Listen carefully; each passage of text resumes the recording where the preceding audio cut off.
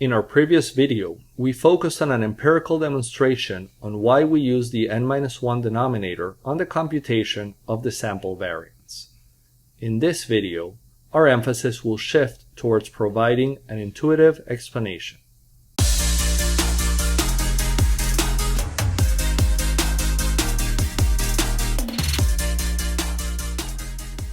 In our earlier demonstration, we empirically confirmed the validity of the following observations.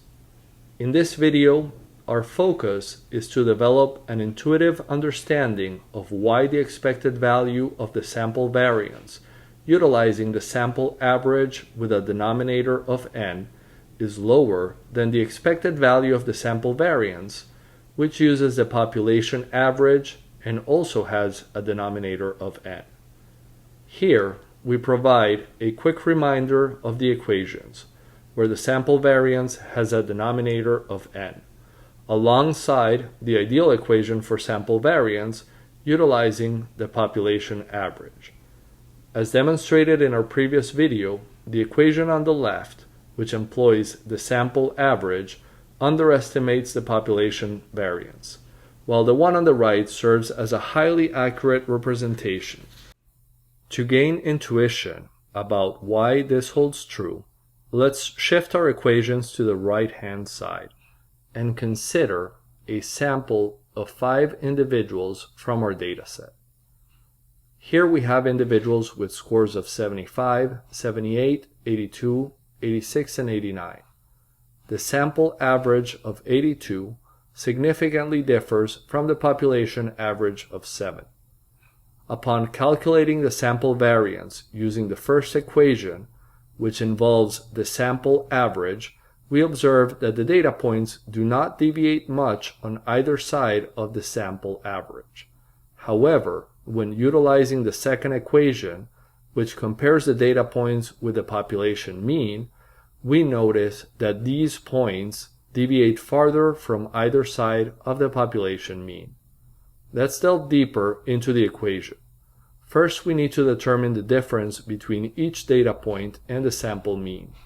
For the first data point, this difference is illustrated by the horizontal line. Next, we square this value, which is represented by the purple square. We can move the squared value aside and repeat the process for the second data point. Once again, we move the squared value aside and proceed with the remaining 3 points. On the left, we observe the squared differences between each data point and the sample mean. For the second equation, we need to calculate the difference with respect to the population mean. For the 5 data points, we have 5 squares representing these differences. Now, we align these squares on the right-hand side for comparison. The purple square corresponds to the equation on the left using the sample average, while the blue squares represent the equation on the right using the population average. Our subsequent step involves calculating the average of these squares. Consequently, we observe that the square on the left is smaller than the one on the right. I assert that I will soon demonstrate that the value on the left will always be smaller or equal to the value on the right. Let's transition the equations to the right-hand side and generate a new chart. Considering that in practice we won't have knowledge of the population mean, let's examine how the sample variance would vary for different assumptions of the population mean. On the left graph, we depict the sample variance on the vertical axis and the population mean on the horizontal axis. By performing the calculation with the 5 selected data points, we obtain the following parabola, where the minimum value aligns precisely with the points where the population and sample average are equal.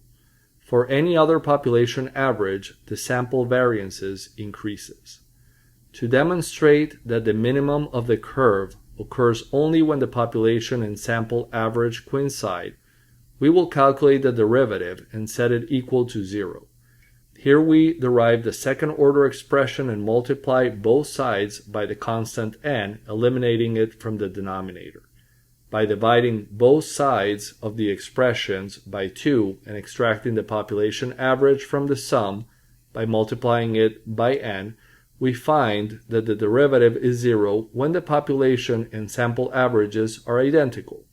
While taking the second derivative would prove that this point is a minimum, we won't delve into that here. To summarize, in this video, we've developed an intuition indicating that when we calculate the sample variance with the sample mean, we obtain a minimum value that will always be smaller or equal to the sample variance calculated with the population mean. Consequently, a correction needs to be applied to the biased version of the sample variance equation. In our next video, we will provide a mathematical derivation for the equation. If you find this content valuable, feel free to subscribe to the channel.